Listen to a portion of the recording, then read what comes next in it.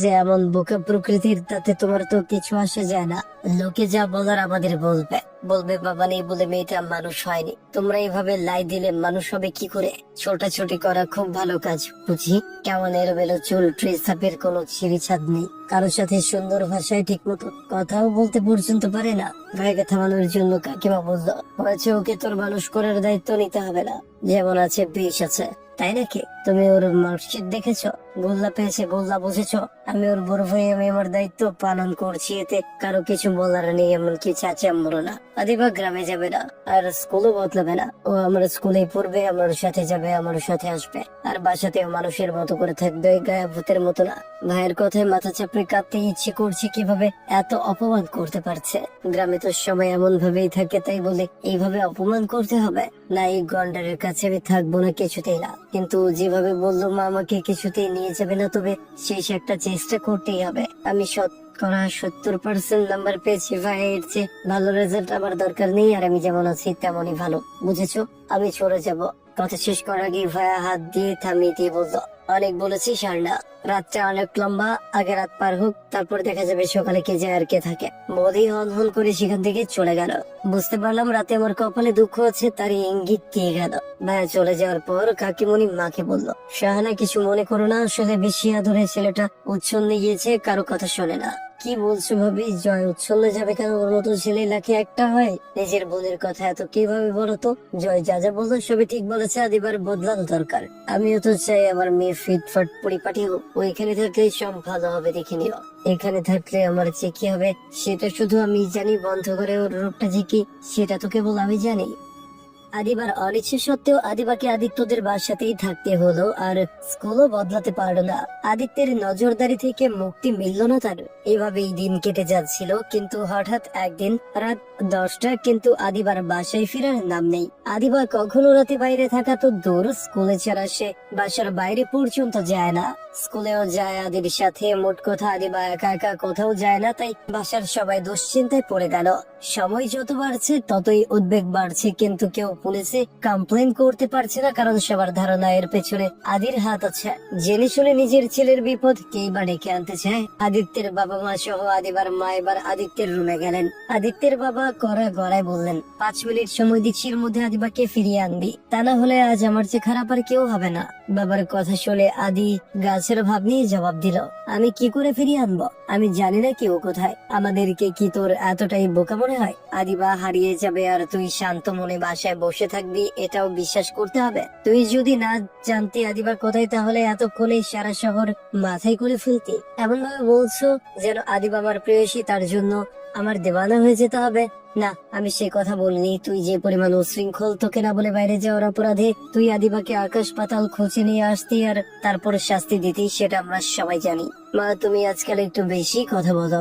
আমি জানি না আদিবা কোথায়, আর এত চিন্তা করার কি আছে?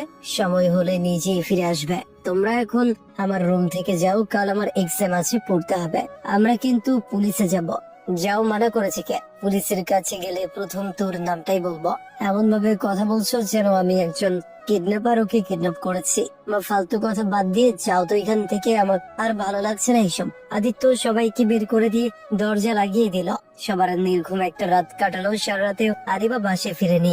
ভোরবেলা বাসার কাজের মহিলা দৌড়াতে দৌড়াতে বাসায় ছাদ থেকে নিচে নেমে আসলো। খালুজান জলদি ছাদে চলেন, আদিবা আফামনি ওইখানে অজ্ঞান হয়ে পড়ে আছে। কথাটা শুনে মাত্র সবাই ছুটলো ছাদের দিকে। ছাদে গিয়ে সবার চোখ চরম গাছ, সত্যি আদিবা পড়ে আছে, হাত পা বাঁধা, মুখেও টেপ লাগানো।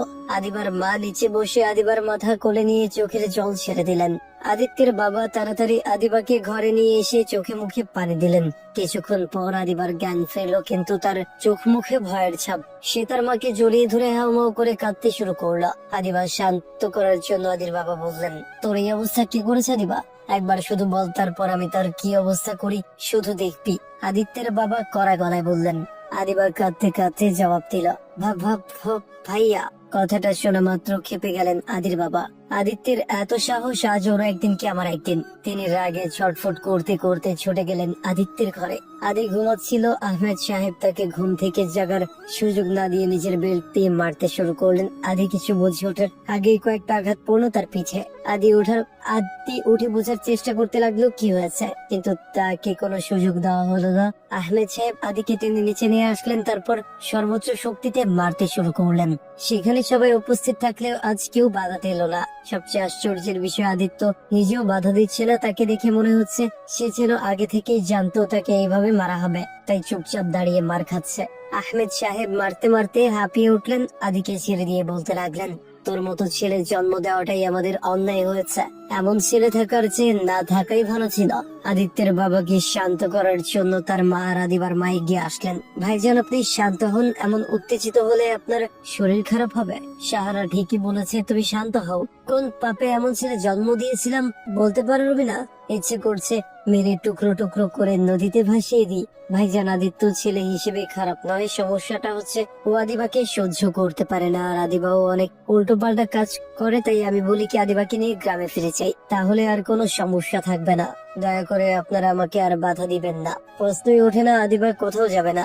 কারো যদি যেতে হয় আদি যাবে। এই বাসায় ওর আর কোনো জায়গা নেই। এই কুলাঙ্গার বেরিয়ে যা। আদিত্য এবারেও কোনো জবাব দিল না, শুধু রক্তবর্ণ চোখে আদিবার দিকে একবার তাকালো। আদিবা ভীত হরিণীর মতো চুপসে গেল। ভাইজান, আমি রাগের মাথায় কিছু বলছি না।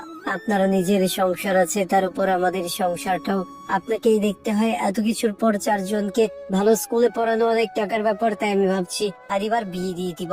কথাটা শুনে উপস্থিত সবাই ভীত হয়ে গেল। আদিত্যের মা আবার কণ্ঠে বললেন, তুমি কি পাগল হয়ে গেছো শাহানা? কিসব বলছো? আমি যা বলছি ভেবেই বলছি ভাবি। আদিবার বিয়ের বয়স না হলেও ও আর ছোট নেই। আগের দিনে মেয়েদের এই বয়সেই বিয়ে হতো। তাছাড়া গ্রামে এখনো হয়। এখানে আসার আগে চেয়ারম্যানের ছেলে ওকে পছন্দ করে প্রস্তাব দিয়েছিল।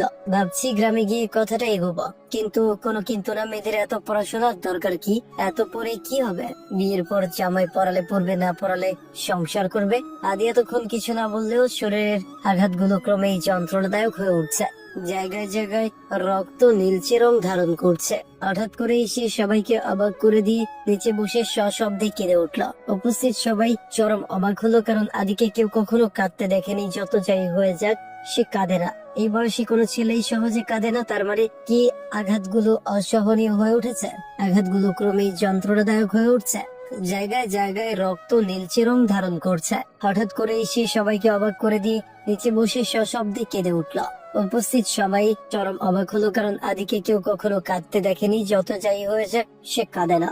এই বয়সে কোনো ছেলেই সহজে কাঁদে না। তার মানে কি আঘাতগুলো অসহনীয় হয়ে উঠেছে? আদির মা নিজেকে ধরে রাখতে পারলেন না, ছুটে গেলেন ছেলের কাছে। হাজার হোক একমাত্র ছেলে বলে কথা। বাবা বেশি ব্যথা করছে, হাসপাতালে যাবি? আদি কোনো উত্তর দিল না। চোখ মুছে নিচের মাকে একবার জড়িয়ে ধরলো, তারপর উঠে বাসার মেইন দরজার দিকে হাঁটা দিল। পেছন থেকে তার মা বলে উঠলেন, কোথায় যাচ্ছিস? আদি উত্তর দিল না। আদির বাবা বলে উঠলেন, আদি খেতা বন্ধ করো রুবিনা, এইটুকু ওর পাওনা। ভুলে যেও না ও কি করেছে। বেরিয়ে যা এখনই। আদি আস্তে আস্তে দৃষ্টিসীমার বাইরে চলে গেল।